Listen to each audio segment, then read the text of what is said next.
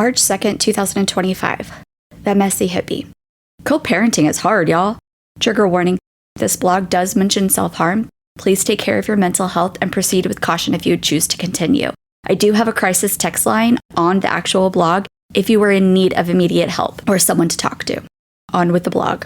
How do you stop needing or caring about validation from someone? I have no idea. I wish I did. I embarrassingly still need reassurance I'm doing a good job as a mom from specific people in my life. I don't know why. I got a "you're a good mom" once that I can remember since I've been a mom from this person. I remember it like it was yesterday. I was sitting on the bathroom floor, sobbing uncontrollably because I was so overstimulated by my children. I couldn't handle the noise, the constant needing me, the messes, and just in general, I hated myself. I wanted to run away so badly. The only thing that got me up off the floor that day was him texting me back after telling him what was going on. "You are a good mom." I even told him that's what I needed to hear and thank you. He was flabbergasted. My love language is words of affirmation. In those early days as a mom, trying my best to do everything perfectly, researching like a crazy person, getting no sleep, stressing beyond belief, calling nurses because my kid's poop was black and I had forgotten she had eaten a ton of blueberries. I was trying to be the best mom and I needed the affirmation I was doing a good job.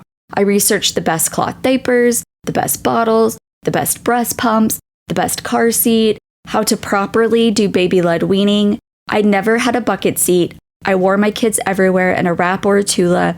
I researched breastfeeding. I tried my hardest to do it.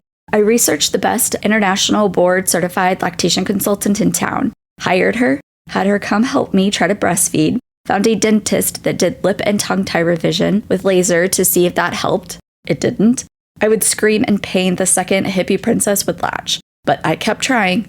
I had no idea what I was doing, but I was trying. I finally had to give up breastfeeding.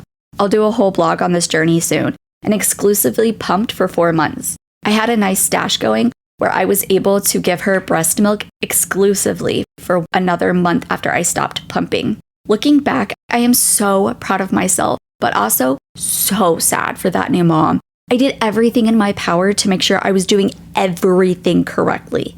I wanted to be the best mom. I wanted to prove to everyone I was a good mom, but I was always left feeling like the worst, honestly.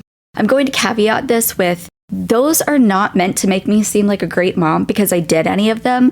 For me, it was that I was actually trying to make sure I was doing what was best for my daughter in the ways that made sense for our family. This is not to shame any other mother for their choice in anything parenting, as long as their child is safe and loved. I was severely depressed. I had zero help from anyone outside of my kid's father when he was able. Military. I had a prescription for an antidepressant in my hand after I gave birth to Tiny Hippie. I asked my spouse how he felt, what his thoughts were on me taking them, etc. He said he didn't like the idea. So, I had that bottle of pills in my hand sitting at my dining room table back in 2018. I decided not to take them. But OMG, I needed those desperately. I wish I could go back in time and open that bottle and force one of those pills down my own throat. Instead, I put them away to expire and eventually need to be disposed of.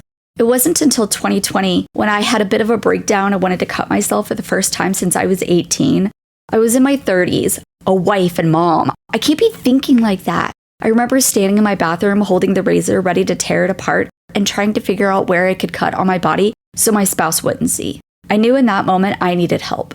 I calmly, but also hysterically somehow, put the razor down and walked into the living room where my spouse was sitting. I took a deep breath and explained to him as calmly as I could what just happened, where my mindset was, and that I was scared. I needed help. I told him I was making an appointment to see someone about depression and anxiety. He said okay. I then booked a hotel in a town an hour away for the weekend for just me. I left the next day after he got off work. I slept the entire time. I was in such a dark headspace, even being with myself was too much. I hated everything and everyone. I had the appointment on that Monday. I was diagnosed with generalized anxiety disorder, which I already knew I had because I've had it since I was a kid. I would have severe panic attacks where I was fully convinced I was dying. I saw a therapist and then wasn't allowed caffeine again until I was old enough to choose for myself. So like 16, no soda unless it was Sprite or root beer. I couldn't even drink my favorite sweet tea. Sad panda. But this time they finally gave me the magic pill and I rushed home to take it immediately. night and freaking day. I'm so angry I waited so long. But that's not the point of this blog. I can't let myself get too distracted. Back to 2016. I was trying desperately to prove I was a great mom to my spouse at the time while my daughter was going through her 4-month sleep regression, which led me again to the interwebs, seeking help. I found a course I bought for $40 called the Sleep Sense program. OMG, I cannot recommend her program enough. I used it with both kids. It saved my sanity. Hippie Princess was sleeping fully through the night within a week, and naps finally were where I needed them to be within 2 to 3 weeks. Oh, that's another thing I researched at nauseum. Sleep schedules, nap schedules. I always make sure I had a schedule. Depending on their age, it would be so many hours of awake time, then nap, awake time, nap, etc. I will actually be making a page dedicated to sleep schedules I used with my kiddos in case other moms are in need of some guidance in that area. Stay tuned. Breaking the fourth wall here, I actually do have a sleep education link already on my page, and I will be updating it more with more information about what I did whenever I had young babies. It's been so long since then that I have to sort of refresh my brain and find the resources that I had found before to link everything and to actually fill it out, but it has been started, so I'm working on that. Okay, back to the blog. I finally had it down to a well-oiled machine. I was so proud of myself. I had naysayers telling me, ugh, stop being so strict. Just let her stay up late one night. No. Are you going to be here all night trying to get an overly tired infant to sleep? No? Then stop. It's my kid. It's how I'm parenting. Back off. Also, yes, trying to give a 4-month-old a lollipop after her mother already straight up told you no makes you a not so good person. Now, during that time, she couldn't keep a pacifier in her mouth, so she would cry every time it fell out. I finally had to just stop giving her one because it was every 5 minutes and I was not well mentally. She was already starting to suck her thumb at that point, but once I said, okay, I can't do the passy game anymore, the habit intensified. I did the same with Tiny Hippie. She also found her thumb. Now, to me, it's no biggie. It's their comfort. I had a lot on my plate. Trying to stop a 1-year-old from sucking her thumb was not even on my list, let alone a priority. Now, once she was 3 or 4 years old, I was mentally in a bit of a better place and she was starting 4K, so I wanted to start weaning her from her thumb. Of course, in typical me fashion, I researched like crazy. I found this arm brace that makes it harder for them to get their thumb into their mouths. I bought it, I showed my spouse how to use it, when to use it, etc. I tried to get him on board. He wasn't. Or if he wasn't on board with actually implementing it. It was on my shoulders. Spoiler alert, it stopped getting used altogether and never brought up again. Now, when I left in 2023, I knew the kids were going to be staying with him primarily because the house was too expensive and too much for me to maintain, and we wanted them to stay put. I wanted very little to change for them. I also was mentally not in a place to be their primary caregiver. I was starting the most toxic relationship of my life that has left me traumatized for life. I couldn't be the best mom they needed. I was also working from noon to 10 p.m. on the days that I worked. So baby daddy would drop Tiny Hippie off with me in the morning. He'd go to his part-time job. I would get Tiny Hippie ready for 4K, which started at noon. They had to be there at 11:45. Thankfully, my job was 10 minutes away. So I'd rush her to 4K, then rush to work. Then I'd be there from noon to 10 p.m. on my feet the entire time, besides 2 15-minute breaks and a 1-hour non-paid lunch. I came home donezo. Shout out to Laguna Beach and Kristen Cavallari. Where my millennials at? But had to come home and put on my good girlfriend hat and deal with the mess of a situation before finally going to bed with throbbing feet after midnight just to get up and do it again the next day. It was only 3 days a week, but those 3 days killed my soul, body, and mind. So when I left, I felt they were safe. They were secure, safe, and happy. Their dad knew enough about their daily care to be their main parent until I could get back on my feet. I appreciate how much of a role he took on that he wasn't used to, truly, and I've thanked him a million times. It's been over 2 years. I am finally feeling so confident in myself as a wife, mother, person, etc. But mostly, I'm feeling the most comfortable and confident I ever have as a mom. I know I'm doing a great job. Our home has no yelling, except when we're having fun. It doesn't have angry parents who are fighting with each other. We don't have adults who are just roommates who co-parent. We have so much love, respect, admiration, and trust for each other in our home. I know I provide them with a very happy home. Part of that happy home is letting them suck their thumbs. It's their comfort. The thumb thing isn't my hill to die on, but it is their father's. And he tells me I have to get on board. Do you know what else I just heard come from his mouth? We failed them. First of all, no, we did not. It's a thumb. Their teeth. Take a step back and look at the big picture. They aren't bullies. They're good humans who love people fiercely. Tiny Hippie has to deal with bullies at school who have put their hands on her. My mama bear lioness comes out when I talk about this, so this needs to have a pen in it for another time. They are brilliant according to their teachers. One wants to be a veterinarian, the other a scientist so she can bring dinos back to life, but pet-sized, so people can have them as pets. She's already designed her own website with crayon and sketch pad paper. They're hilarious and weird and beautiful and just all around incredible people. I'm proud to be their mom. But back to that hill. We did not fail them because they suck their thumbs. My kids are incredible. They are independent, responsible, kind, creative, hilarious. Hippie Princess just cleaned her room without being asked while blasting Hamilton on her new Bluetooth speaker she is so excited to have, while Tiny Hippie ran around acting like she was a ninja with a foam Nerf sword. Then she made a cat kingdom, set up with stuffies as employees, a relaxing area, and a food area where she fed us salmon. Our home is full of creativity, imagination. We were watching cute anime cartoons Hippie Princess is getting really into that Shermbot has introduced them to.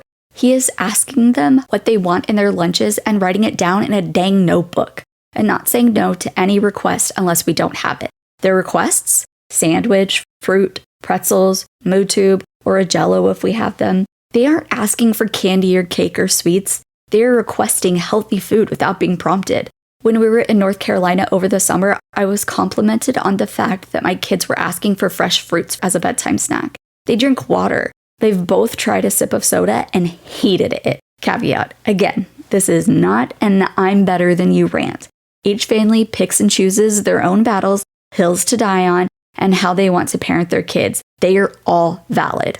They are good and healthy, independent, and creative children who deserve to have a childhood and to feel like home is their safe space where they can unmask, where they can let their hair down and just go wild and crazy. Want to run around acting like wolves? Go for it. Go howl at the moon. I'll let you eat dinner from bowls on the ground if you'd like. Want to run around and say the bad words you weren't allowed to say all day? We have an approved bad words list in our home. There are rules. Tiny Hippie exercises this right almost daily. Hippie Princess does not. She is so sweet. She always says, I sometimes say them in my head. Ugh, my heart.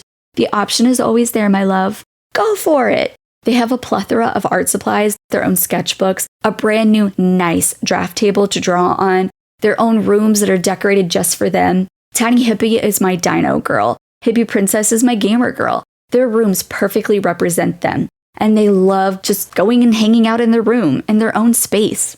I remember when I couldn't even go to the bathroom without them. Now I'm wandering around my house, bored, wondering what's so cool in my kiddo's room they don't want to hang out with me. It's actually the place I couldn't wait to be at with them. It's so fun. This is getting so long, so I'm going to finish it up with, now that I'm finally comfortable in my own skin as a mom, feeling the most comfortable and confident, I will not be allowing anyone to invalidate me as a mother or to make me feel like I'm doing something wrong, especially when that person clearly still has no respect for me as their mother. I was the primary parent for almost 7 years. I did all that work for all those years and get zero credit for it. Not only do I not get credit, I am told I failed them. Moral of the story is, words hurt. Use them wisely and with kindness. I am a human being. I am valid. I am allowed to exist, to take up space, to have differing opinions and wanting my kids to not have to grow up too fast, to parent how I'd like and to live my life how I choose. Woo, that felt like a therapy session. I pour into the wrong people who don't pour back into me, who don't respect or even like me. Co-parenting is so hard, but I wake up every day ready to take it on for my girls. If you're a mother out there struggling with co-parenting, please know you are not alone. It is so difficult sometimes, but just know your kids deserve the respect you continue to show for their other parent. It is making a difference. Stand up for yourself, Be your own advocate. Do not lose your sense of who you are as a mother. Demand to be included in conversations and decisions, and keep trying to have them involved as much as they'd like. Also remember, it's okay to put the walls back up. Keep it professional if you need to. You are loved. You are valid. You are a great mom. You are not alone. The Messy Hippie. P.S. I left some things out that I feel are important topics to touch on, but felt too personal for me to post publicly for free. So I will be providing this blog with snark and additional information, aka some tea, behind a paywall. This one will be available for free always, but if you would like some snark and tea, there will be a different version available for a fee. It will still contain all of this in this format with things added in. Thank you for reading/listening. Okay, and I'd also like to break the fourth wall here and talk about the paywall. I actually do have a membership page up now. It is called Sass and Snark, and it currently has one blog. It is this one, The Co-Parenting is Hard, Y'all, with additional information, some extra snark, and just some extra things added in it. I did also include 3 photos just to kind of tie into this blog. So if you want to check that out, it is $5 a month. There will be more stuff added. I'm actually working on adding an extended version of the newest blog that I just posted called Who Told You? And I'm working on that, plus more content on that. So if you're interested, check it out. If not, these are always available for free. So thank you for listening. Messy Hippie signing out.